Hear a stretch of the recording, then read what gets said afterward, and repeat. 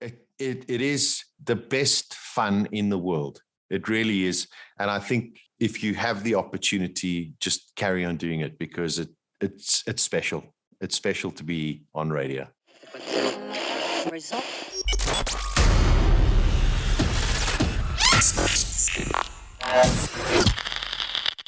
I wasn't actually aware of just like how many things you've done in this industry between motorsport and radio. It's like you literally did just take a love of motorsport and a love of broadcasting and smashed them together. Yeah. I mean, listen, I've always had a love for music, but I had this platform to promote my love of and passion of motor racing, and specifically Formula One. So, I tried to use it in an objective kind of way, and try and get more and more people interested in it. Sure, not just a love of music. You are also the holder of a SAMA. Yes, yeah, cool, myself and ENF. In the late 90s and 2000s, we got into what they would call the rave scene. I think it was very much the progression of electronic dance music, and both him and I have a passion for music, and me specifically with house music and dance music and that. And we decided to get together with the Galakis clan and Pete Martin and Crichton Goodwill, and Ian and I wrote some songs together, and we produced a couple of albums, and it was tremendous fun, and the Samas had only sort of started doing like dance music, and we had an album, and there were very few albums, and we won the award. It was bizarre. Fantastic.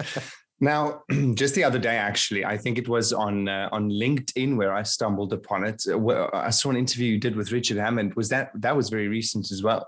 Yeah, just a couple of weeks ago. Yes. I've had a great relationship with Richard, James, and Jeremy.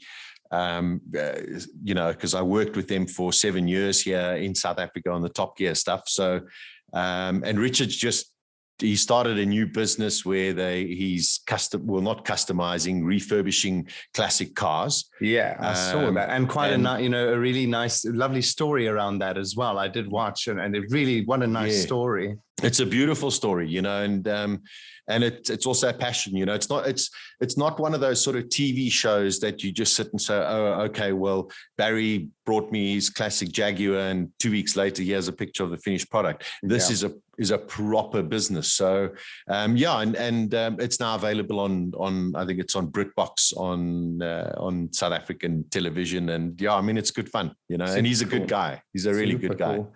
Now, between all the things you've done and radio, you started on 5 and you've progressed since then, and you've obviously you've walked your way through the radio industry. And I think when I've had now these chats, we're lucky enough to be on, I think this will be episode 4. I could be lying, I'm not sure. Wonderful.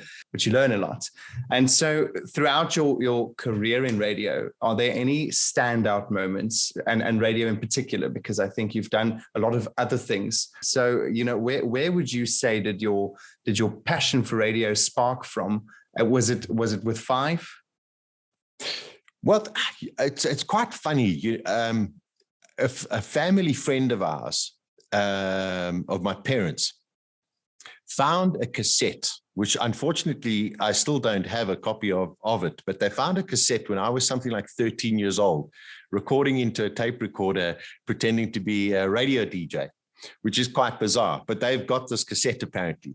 And then I just love music. Music just makes you feel good all of the time. Doesn't matter if it's a sad song or dance song or rock song or whatever it is. And then I did some mobile DJing, and I loved that. I love the experience of being able to communicate with a live crowd, and getting them excited. And then I thought, I'd love to try radio. I really would love to try radio. So I think, one of the most exciting things, Barry, was my first ever show. I had 45 minutes technical training on a Friday afternoon, and Sunday morning, 2 a.m. until 6 a.m. I presented my first show on 5FM it was sometime in October in 1993. And that was just a pure thrill. I didn't sleep from the Friday until I eventually got home at like 8 o'clock on the Sunday morning. And I just sat there and, I recorded the show and I passed it on to mentors and friends that I had. And I said, give it a listen and tell me what you think. And from there, the art of radio started and the learning started, and you never stop learning. And it was just a thrill. It was just so exciting to go on air and just back announce a song and try and tell a story. That's the thing. Just tell a story. I think it can be. It's strange how different presenters interpret what their job is when they're behind the microphone and telling a story as part of, inform, educate, and entertain is what we're always told. But there's 1,000 ways you can execute that. Sure. And, I think that's what makes all the difference when you listen to different guys on the radio. And I sometimes don't think there's one thing that works. I think it's so strange to hear different people make it work 100% doing it their way, which is just a random thought I have about that, because I don't listen to presenters and go, he's better and he's worse. I love to hear this person and I love to hear this person. I think there was a stage where radio presenters had to have a specific kind of voice. And I think it was true. If you had this unbelievable voice or whatever, you could be a radio presenter. And then, eventually once things opened up and people started feeling a little freer to actually speak their mind or tell stories in a different way or be a little bit controversial, the voice didn't matter. The content mattered. What was being said, as opposed to how it was being presented in a way. So, and I think everyone is unique on radio, and not everyone makes it, and not everyone is great. But everyone has a style, and if you work hard at it, you can get somewhere. But it does take a lot of determination, a lot of sacrifice, and a tremendous amount of hard work and preparation. A lot of people, I think, today don't realize that you have to prepare. And those of us who have been in this game a long time, you can listen to someone and you can go, they haven't done any work for the show. Yeah. And you can hear it. No, you can hear it 100%. And I think different stations and I think that's where, so coming from a community radio background, and there you hear people still just, still figuring things out, and I loved that these platforms. I love community radio. Out of all the different stations you've worked in, because you've been in commercial most of your life, I think, was commercial radio. And then of late you were with community when Hot was still 919. How would you compare working in that sort of more community environment versus working in commercial radio? Yeah, it's a great question, and maybe a little bit difficult for me to answer, because as much as when I worked at Hot, it was a community radio station, there were no real community presenters. We were all very, very, very experienced presenters, all professional presenters, and all came from commercial background.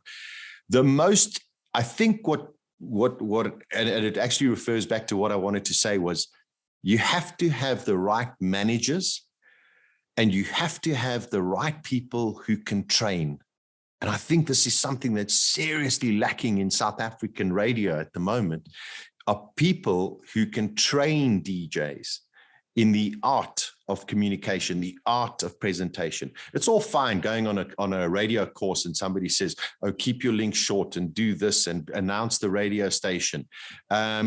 It's a lot more than that. And you have to have managers, station managers, program managers who are prepared to, number one, stand up for you, and number two, tell you when you're doing something wrong and guide you on how to become better. And I had that in abundance in my commercial training at 5FM, whether it was from my peers in terms of more experienced DJs and jocks who would sit there and, I would ask them for advice. I'd ask them to listen to my Snoop sessions, and they'd come up with, various suggestions. Or if it was from my station manager or program manager, who was be prepared to sit there and call me in and say, hey, Sasha, what is this waffle? What were you doing here? What were you trying to do there? go back to basics, think about what you're doing. And if you don't have those people telling you and guiding you, you're going to make the same mistakes all of the time, and you'll just think you're fine. And unfortunately, it's not good enough. No, yeah. And I think critique overall is invaluable, and you need to be able to. Correct. But again, yes, I think you're right when you say there isn't a massive abundance of a lot of knowledge. I think there are greatly knowledgeable people out there, and they're very busy people, and they're currently running the radio stations around South Africa. And it's difficult sometimes, I think, to find access to somebody who can give you really great critique that you can work well with and actually do something with and go ahead and better with. So yeah, I think that's a very valid point. I think also, like you were saying, Hot was from the start sort of a lot more commercial, but I think its modus operandi, if that's a way to say it, was still and had to obviously still be community. Yes. Was there big differences there? But also they just went commercial now. So. No, it's a fair comment. Yes, there were big differences because, I'd come from a national radio station to a radio station that had a very, very small footprint in the north of Johannesburg. And what I did love about that is you could be much more specific, much more personal with who you're talking to, because if I referred to somebody and said, at Monte Casino, this is happening, people know where you're talking about. Whereas when you're on national radio and you say William Nicol Drive, they're selling, porn DVDs on the side of the road. Somebody who's listening in Springbok or in, wherever around the country. Got no idea. Where is William Nicol and what relevance has it got to me? So there are fundamental differences in doing, so let's say a regional radio or community radio to national and commercial radio. But also the wonderful thing is, being a community station, you had the opportunity to bring in small players, little shops who've never had radio exposure before, and give them the opportunity to come and sell their wares and talk to people in their community and tell them what they do without having to look at the commercial aspect of it. So I think community radio, if it is done correctly, has massive potential for the community of where it is. And I think the way that we are going in the world is more community living, more so now than ever before. Yeah, I tend to agree with you. I want to chat a little bit about what you did with Supersport, because that was also a large chunk. I think you did that for many years as well. In terms of doing television, and I think you're particularly working in the sports side of it, is you're still commentating and you're still being a presenter, only it's visual. And I think for a lot of people, they're worlds apart. They are worlds apart. Very much so. I love television. I mean, radio presenting is great because you can sit there and you can lean one way and you can scratch your face and nobody can see you. But television, all of a sudden, you've got the spotlight on you. And working for something like Supersport, I mean, it's a high-profile position that you're in, and expectations are very, very high. So you have to go out there and present and produce. I think what made me, and please don't take it arrogantly, I think what made me successful as a television presenter and anchor was I brought a lot of radio into it. Whereas traditional television presenters speak to everybody, radio, we speak to one. I brought into television, I'm speaking to you. And I tried to make it more informal than formal so that people would engage with what I was saying, as opposed to just the stoic kind of character, newsreader kind of person. So I really tried to bring in a lot of humor and a lot of realness into television and my style of presenting. Yeah, I was always taught at Tux that we talk with people, not at them. And I think, like you said, TV can often be, and it's almost a handicap that television has, because television oftentimes doesn't come with your viewer cannot really interact with you comfortably anyways, and not as in the moment as radio will ever be. I said this when we had a chat with Brian Oxley, and I said exactly this. And I said to him, television will never have that. A radio presenter shares your space with you 100%. They're there, And TV will never have that. So like one for radio, because I don't do TV. So I'm counting the points. I'm counting points for radio. I wanted to ask you, out of all the places, all the stations you've worked for, television inclusive, and out of all the things you've done, if you could go back and do one day, one more time, the exact same way, which day would you choose to relive just one more time? Oh, that's such a tough one. I've been blessed to work at really, really top places. And I've thoroughly enjoyed all of them, regardless of being fired from one of them. I think perhaps going back to do my first ever show on daytime radio, as opposed to evening radio and night radio and weekend radio. My first ever daytime radio show on 5FM. I think I maybe would have done it slightly differently, but yeah, I'd dig to have a chance to do that one again. First show. Funny enough, I would definitely never want to do my first show ever again. No. My first show was 2:00 in the morning. So, and it was only 10 years later that I did my first daytime. How long did it take you from the first time you said good morning at like 2:00 in the morning until you realized rather that this is now your career and you do this now? 6 months after that, I had made a decision. My wife at the time was pregnant with our first child, and I gave up my corporate job and said, I'm going to go and try and do radio. And I had a 6-month contract. I had no post-matric qualification. And I said, I'm going to make this happen. And that's what I did. So, I just sat there and said, you have to make this work, Sasha. And I just piled everything into it. But the great thing about it is I had so many peers and fellow DJs and experience around me that I just fed off everybody to improve my skills. And from my first radio show in 1993, I did 3.5 years of 1 to 4 in the morning.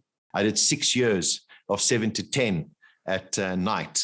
And then at that time, I was doing weekend top 40 presenting. But it was only 9 years after I started that I got my first daytime during the week slot. So, I paid my school fees.